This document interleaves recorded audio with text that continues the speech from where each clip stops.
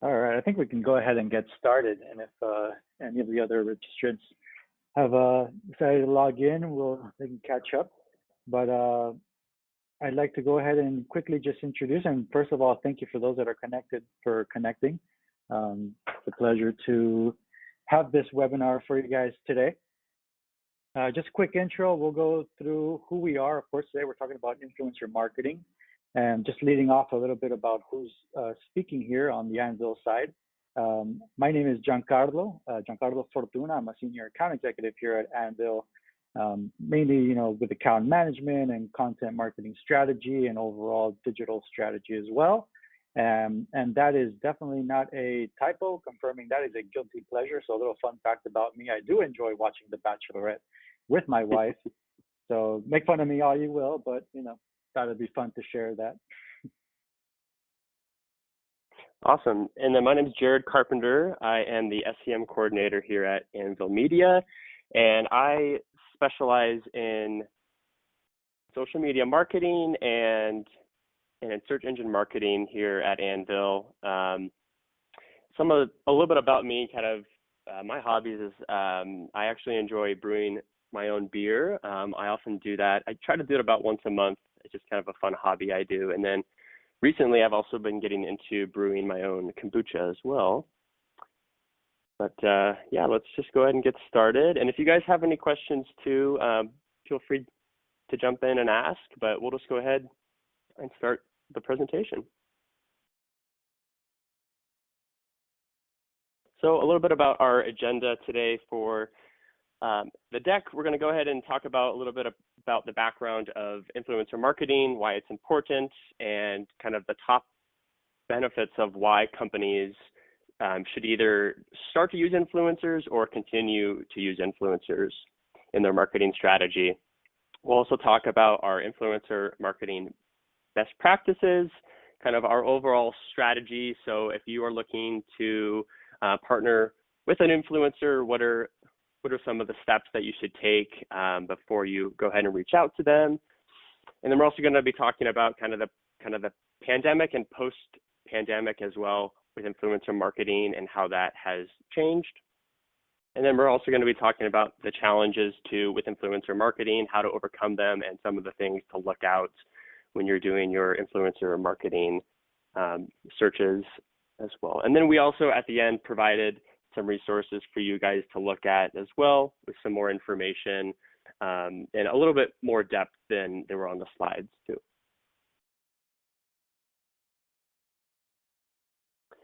So a little bit about the background of influencer marketing is, by the definition, it is leveraging the reach of an existing influencer who has built a large following and loyal following with strong brand reputation in a particular niche in order for them to support your brand with the intent of either increasing brand awareness, increasing sales, or some other objective as well.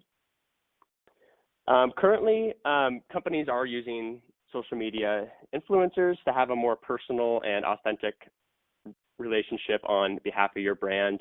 Influencers do a really great job of this because they're able to connect a little bit better with their followers than, let's say, like a brand.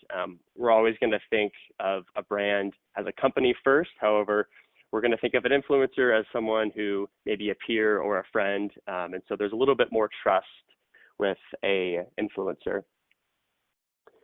A study done by BigCommerce, it's a e-commerce website, and they also do a lot of marketing analytics as well, recently did a study of millennials, and they found that they only trust 1% of advertisements. However, they trust 33% of blog reviews for their purchases. So that just shows that, the new and oncoming generations are definitely changing the way that brands should look at their marketing.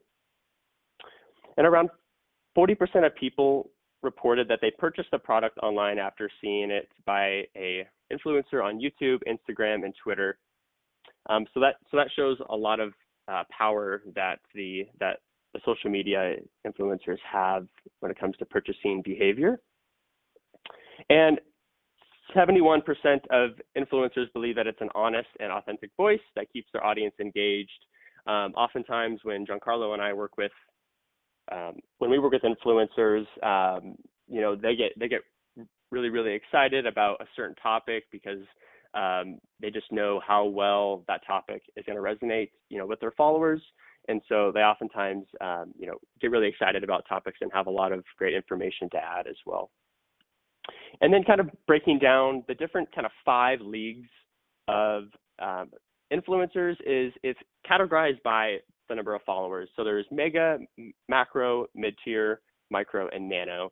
And more times than not, too, when you're looking at choosing influencers, usually the more followers they have, the more expensive they're going to be when it comes in terms of collaboration.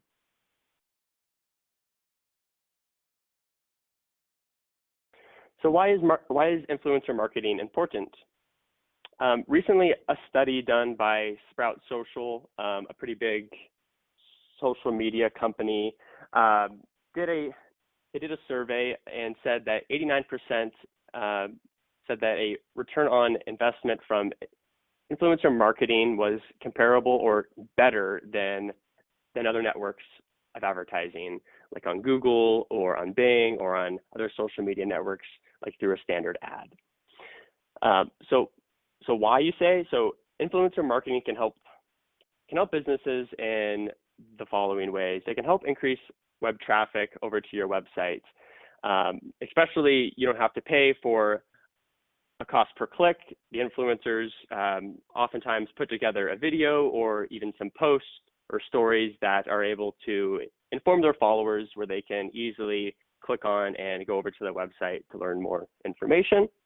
It also helps increase the social media follower counts, affinity, engagement, and impressions. So if there's a social media influencer, you know, saying some really great things about your business, that builds a lot more trust with your brand. If people outside of your company are saying good things about your business and your products or your services. It can also help extend brand awareness to new people who may not know about your business, or people maybe outside of your normal targeted audience. And it's a great way to find new customers as well. We'll talk about more of the strategy into this, but using the social media influencers can help you find new customers as well.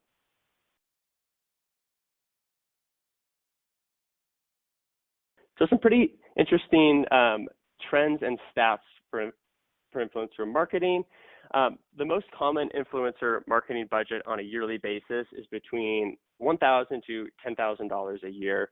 The next tier is between $100,000 and $500,000. Obviously, more of the bigger brands are going to be spending more on influencer marketing, but I think it's really important, especially in this day of age, for even smaller or the medium-sized businesses to also look into this type of marketing strategy. Another stat as well is 19% of marketers will spend between $1,000 to $10,000 per year on influencer marketing, while 18% are spending between the $100,000 to $500,000 range, like we mentioned. On average, 7% of companies plan to invest over $1 million in influencer marketing in 2020. We're towards the near end of 2020, and with really more and more people on social media nowadays due to the pandemic and really not having a lot of things to do outside of their home, this is definitely a really big opportunity. And also like what I mentioned too is influencer marketing is being used by all types of brands.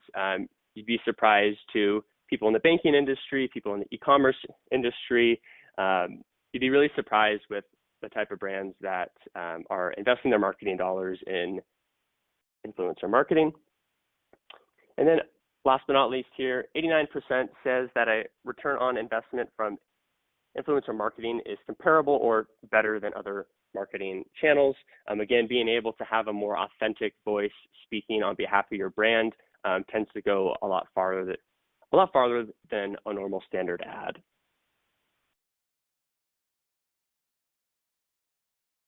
So looking at the benefits of influencer marketing here, So a couple of them too is it quickly builds trust.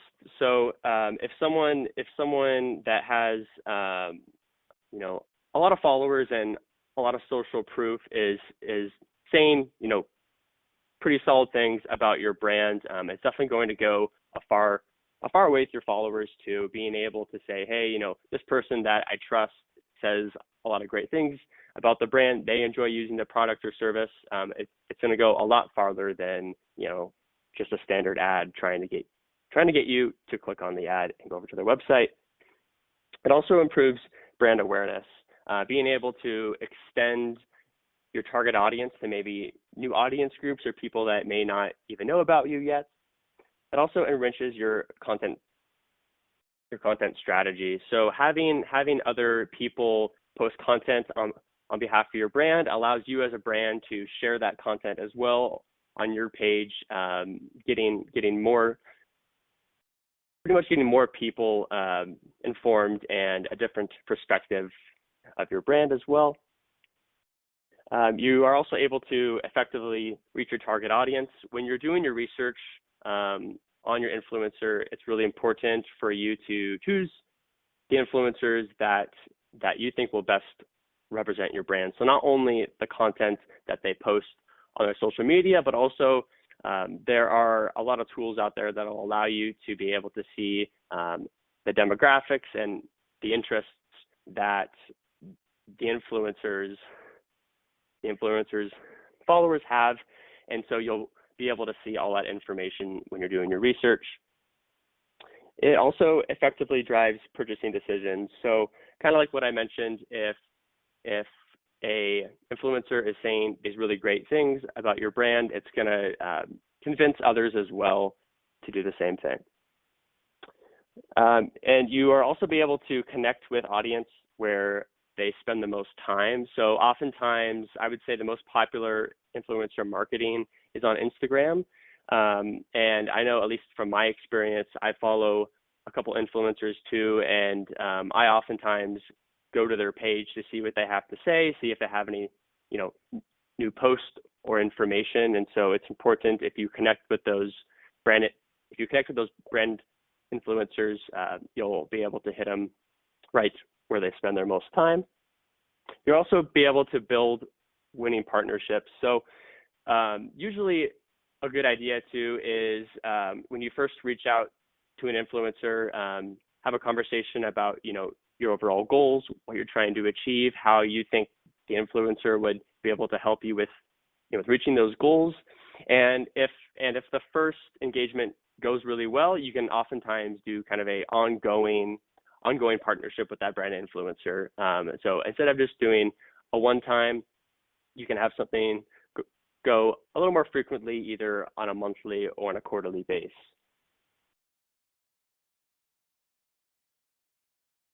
So talking a little bit more about influencer marketing consumer trust. So kind of like what we mentioned, people definitely value the trust of an influencer more than they do with an overall brand.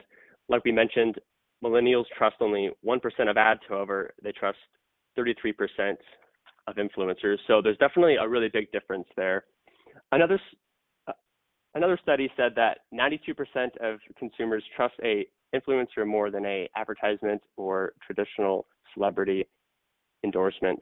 A lot of times when we see celebrities promote products, we oftentimes hear, okay, well, they're just doing it for the money. They might not actually feel like they connect well with that brand or product. However, looking at the brand influencers who are more, on the micro, nano side of things, they oftentimes don't always do it for the money. They want to make sure that they're able to connect with the product, and it's going to be a good partnership for them as well.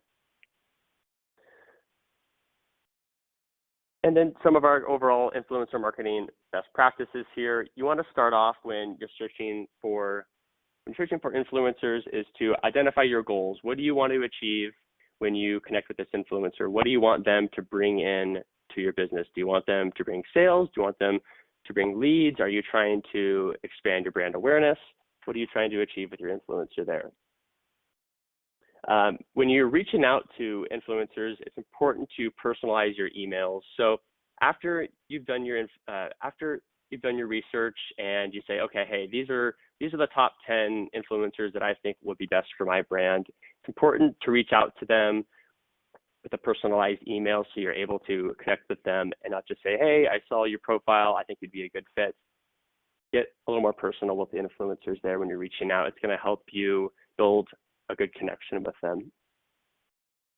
It's important to select influencers who are in your niche or in your industry. Oftentimes, Giancarlo and I have used influencer platforms where we're able to search in and say, hey, I want to find a influencer that it would be a good fit for athletic and outdoor. I want to search for an influencer that would be a good fit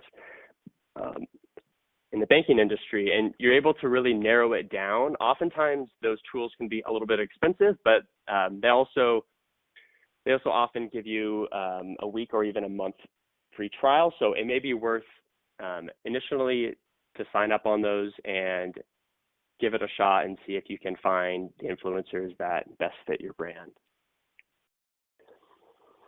You also want to be focusing on engagement stats when you're looking at influencers. So comments, likes, clicks are definitely very important when you're choosing an influencer. Also, their engagement rate. You want to choose influencers that have a higher engagement rate of people that are going to comment and like and really engage with the post, because you want the influencer to have kind of an authentic conversation with them, asking follow-up questions, getting to know, their followers' needs. What exactly are they looking for? Do they have any specific questions? Are there any tools that can help them as well? You want to find the influencers that have followers that engage with their posts instead of just have a couple million followers. It's important to have that engagement there too. Don't micromanage your influencers. This is a big thing too. It's often important to set kind of like benchmarks or kind of like an overall strategy, and let the influencer be able to fill in the holes with their content and their ideas, because they know their followers best. And so let them kind of lead the creative side of things, and you can say, hey, here's the goals that I want to do. Here are the times and dates that I want to post this content. Here's the time frame. But let the influencer really be in charge of kind of the overall creativity of things. And then also making sure that your influencers clearly identify that their posts are sponsored. You want them to be able to give credit as well to the brand, and so it also allow their followers to know that, hey, this is a paid sponsorship as well. And Instagram and Facebook also do have some rules on paid sponsorships too that you must follow. And then it's also important to use analytics to monitor your return on investment. A lot of the times the influencers can provide that information to you. You just have to ask. And so oftentimes you'll say, hey, could I have the past week's analytics from our post that we did back in October? And they'll be able to provide that information to you as well. Another thing too is if you are a e-commerce brand, it's often a good idea to do kind of like a promotional code that is geared towards that specific influencer. And so when that code is entered into your website, you can give that credit of the sale over to the influencer as well.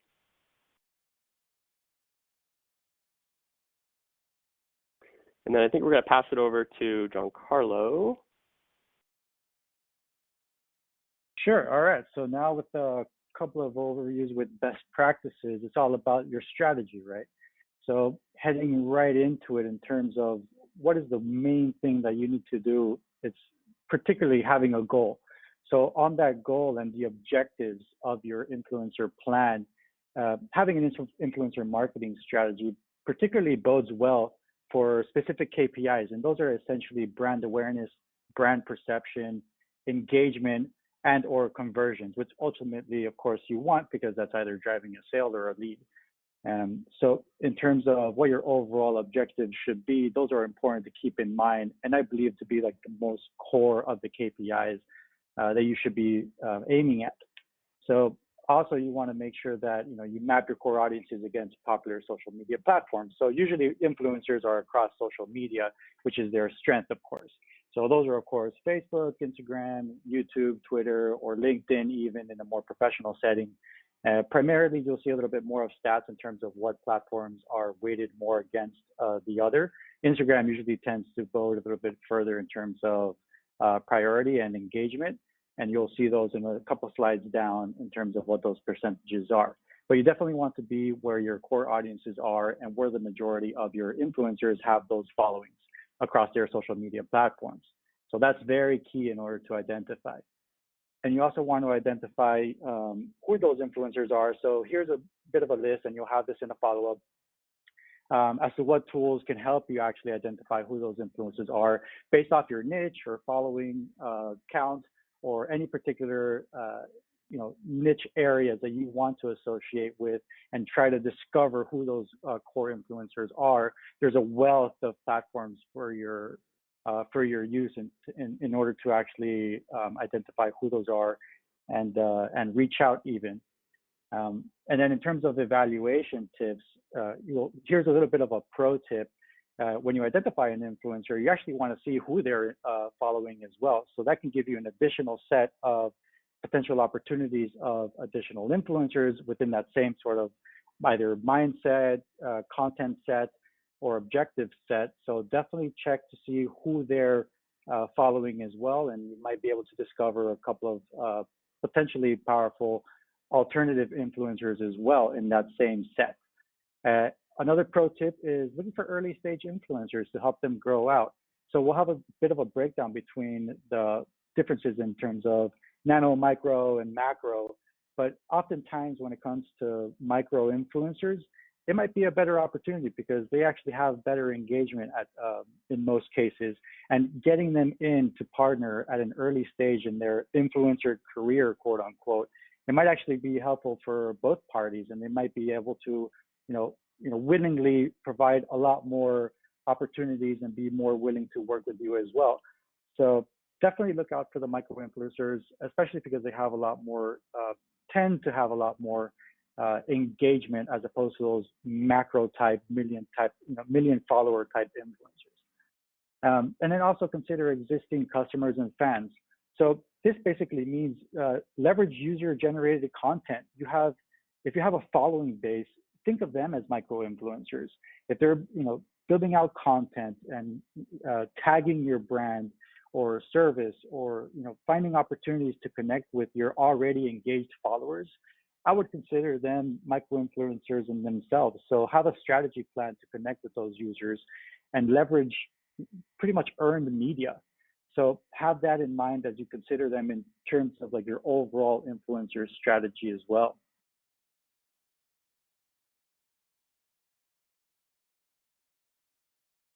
And then next slide, yeah, there you go. Let it load. So here's that difference between kind of like that overview of micro influencers versus macro influencers. And there's a huge difference between the two. And then Jared, in the beginning of our presentation, he mentioned that there were several other names. So, there's including nano influencers and several other in between micro and macro. But to make things easy and clear, we've identified basically two sets. So micro influencers, of course, these are going to be like your lower follower count, up to around 10, maybe even 15 or 20,000 followers. So definitely on the smaller side. And in terms of benefits there, of course, pricing. So when you engage with them in a partnership, in a paid promoted engagement, of course, the cost is going to be much lower and a little bit more efficient for budget purposes, of course. The the downside, of course, is that they have a smaller audience base, but that's not to be a deterrent because, as I was mentioning, even at a smaller audience base, if that have a very nice connected following base that drives high engagement, as we've mentioned, engagement is our primary KPI to look out for versus, having a ton of followers that potentially could be made up of fake followers.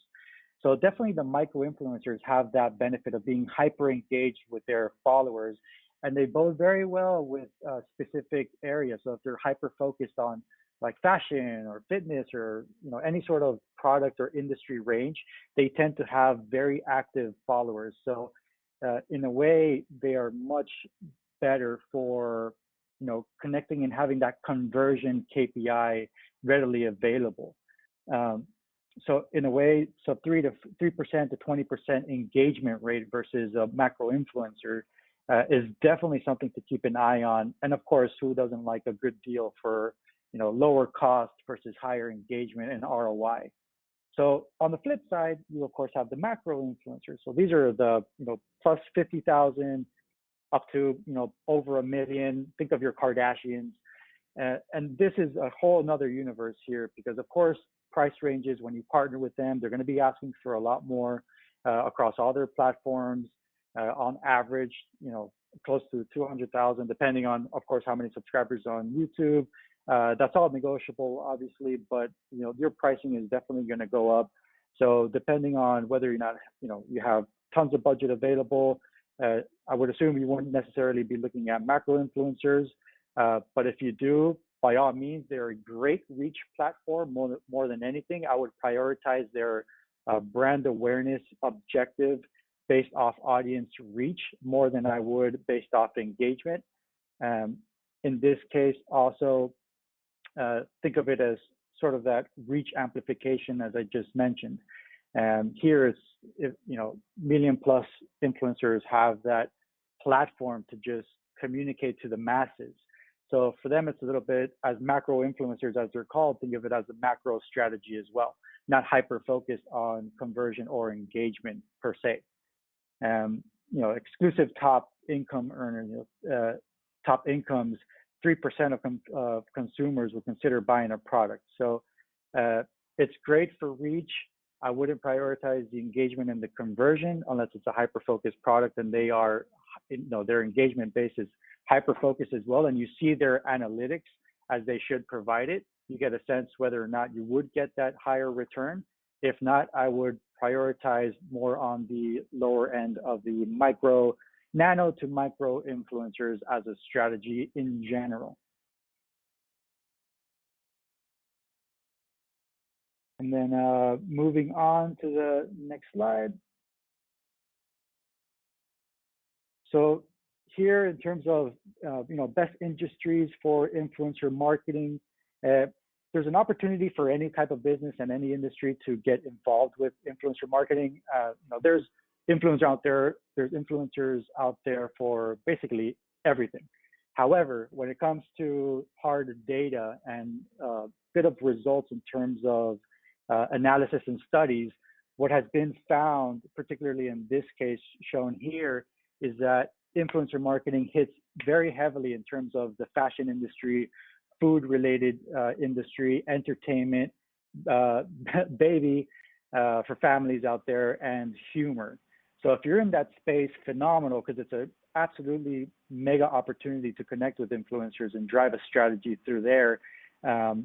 However, of course, not limited to that. There's opportunities across the board for literally any type of industry, product, brand, and service. There's micro influencers out there for everybody. However, definitely take advantage if you're in that fashion, food, and entertainment space.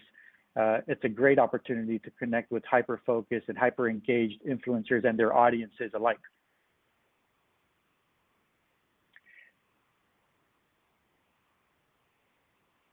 And moving on. And then talking a little bit about our current state of affairs. So 2020 was a bizarre year with a lot of ups and downs and loopholes in the marketing world, particularly now with COVID and how that's affected industry influencer marketing. particularly think of, so in the percentages that we saw, travel was, so fashion, food, travel, and travel was in there as well. So that's a really good example as to how that's been affected. Think of all the travel influencers that were grounded literally because there was lockdowns. So that was a big change in terms of how that industry was prioritizing their spend and their reach out. But, not to say that slowdowns or pandemics or, economic issues is going to slow down influencer marketing. There's still opportunities, particularly here, the opportunity is to connect at human levels. So as a brand, product, or service tries to humanize and be, relatable and have that sort of affinity to, struggling communities out there that are just trying to find a way to connect to similar followers and communities that are going through similar issues, it might be an opportunity as a brand, very carefully, of course, to associate themselves with influencers and have those influencers basically show and, quote unquote, promote how either your brand or your product or service has helped them at a personal level get through these sort of times.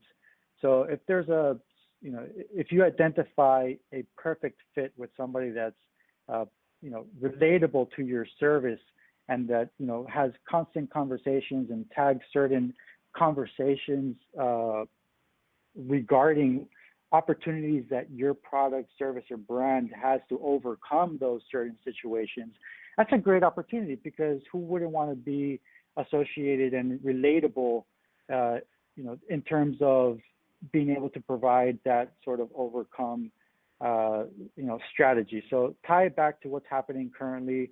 Find a way, if your brand, service, or product has any sort of relatable benefit to what's happening right now, as people are stressed out, people are looking for opportunities to make things better, find that as a conversational standpoint, mix it into the influencer plan at an organic level, let the influencer do their thing with their style and their voice, and have that association to kind of overcome that dreadful, stressful situation that could be, in a post-pandemic world.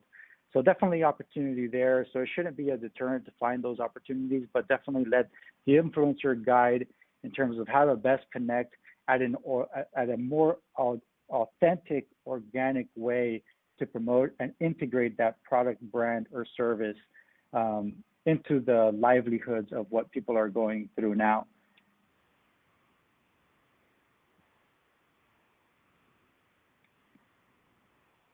And speaking of platforms, on the next slide, here's the percentage breakdown. So we've been discussing, if you're going to put together a strategy and a plan for where to best participate in influencer marketing, most likely those identified influencers will probably be heaviest and most active on Instagram. First and foremost, YouTube is an incredible opportunity, not only for marketing, but for influencers as well. It's a growing platform. Video is here to stay, and it's exponentially growing as well. So there's a wealth of opportunities to connect with all these bloggers and vloggers on the platform and drive sort of that visual, audio communication connection.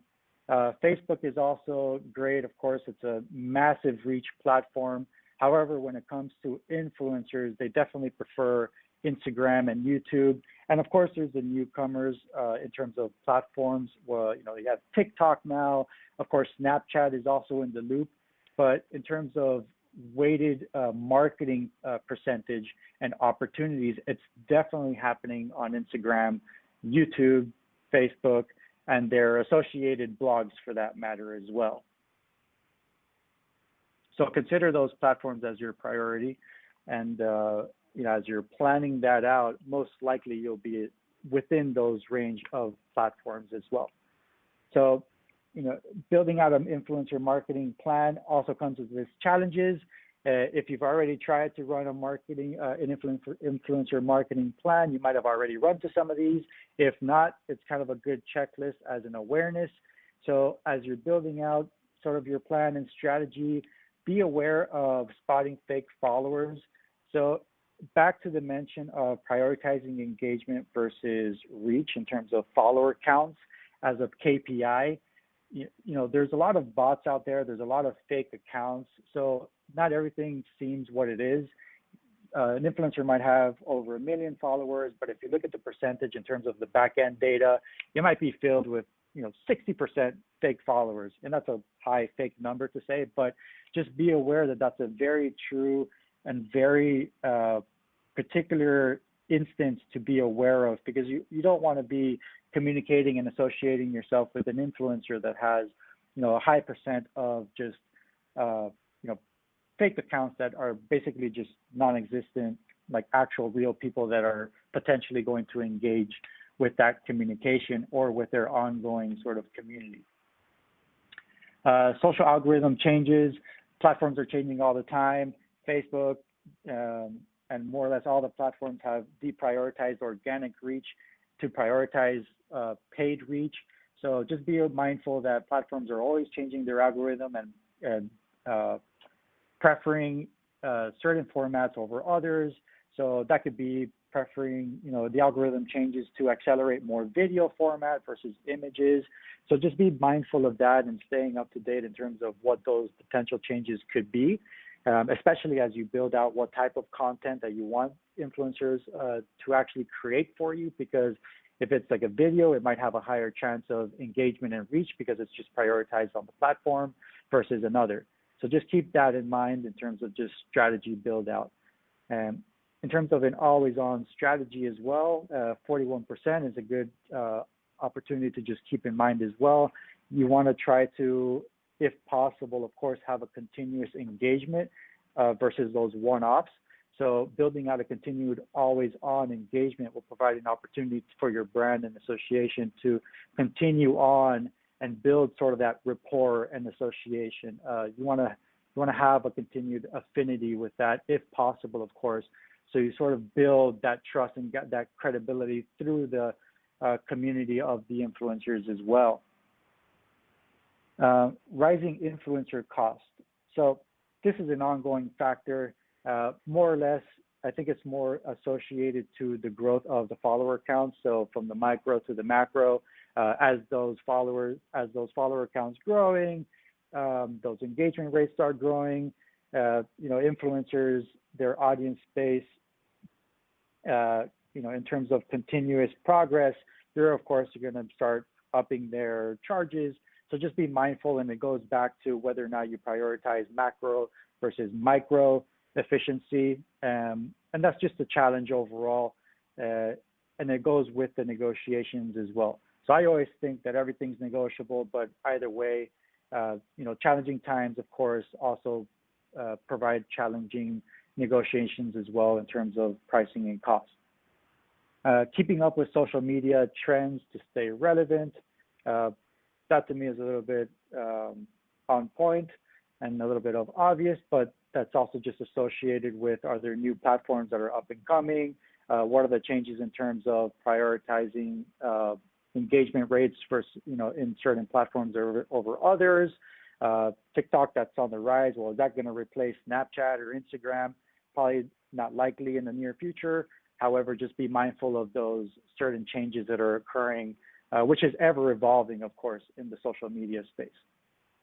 Building a strong creative strategy, of course, that goes hand in hand. First, starting per your objectives and your needs, and then handing that off organically as best possible to the influencer to build out in their own style. Reducing time spent managing campaigns. So that's a challenge, and it goes back to Jared's point of making sure you don't micromanage too much the influencers, to let them do their own style and their thing. It might be a challenge because you want to be brand safe and protect, but of course there's ways to do that in terms of the brief and being able to control and check before things go live with the influencers. So brand safety and brand alignment, to my point, that's a huge factor in the marketing world. You want to make sure that you're not associated with potentially damaging content in associations with certain influencers. So just be mindful of an influencer's history and just their content and values before fully launching in an engagement with it. So that's a huge challenge. FTC regulations and requirements. Here is more of a regulatory alignment. So now influencers and paid sponsorships must show on the content and somewhere in the post that it's promoted and paid sponsorship. So it'll either have like a hashtag ad or advertising, or it'll literally say paid sponsorship somewhere tagged on the post. And that's very important and most influencers already are familiar with this, but as a brand, make sure that you are double checking that is in place. Tapping into emerging channels such as Twitch, I would also say TikTok here as well.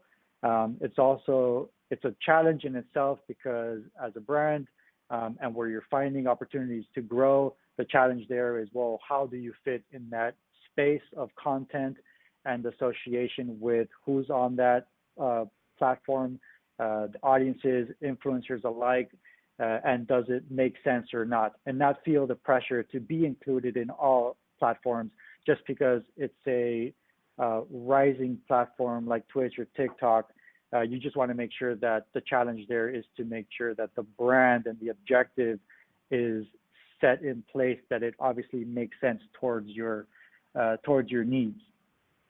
So don't feel pressure in terms of being across the board, because obviously certain objectives have certain opportunities. Moving more influencer marketing in-house, you'd have to have the bandwidth. This is a challenge for marketers nowadays to try to be more efficient and consolidate services, handling more in-house. However, it takes bandwidth, it takes follow-up, reach out, and management to be able to run a successful influencer marketing, whether organic or paid. And that's a challenge in itself. So just be mindful that if you're ready to launch into an influencer marketing and take it on yourself, just make sure that you have that strategy in place in order to follow through from the pre-alignments, reach out strategy, all the way to the implementation, and then post-analysis and follow-ups and continued relationship with these influencer marketers. That'll continue to help you down the line as well. So that was just a couple pointers, just a couple things to look out for and to look forward to overcoming as you put together a marketing plan for your influencers. Here in the follow-up, as we send this out, you'll have a couple more resources available. These are links to articles and where you can reference a little bit further to help you build and learn a little bit more about the influencer marketing world. So please feel free to use that at your will. They should help a little bit further. And up until now, that I believe concludes kind of our baseline overview for influencer marketing. I do want to leave a little bit of space here. We have about 10 minutes left in our allotted time. If anybody wants to add a quick question through chat, or feel free to unmute, and potentially maybe we can go back to any point that you feel like you want to deep dive on. Please feel free to do so. No worries, no pressure.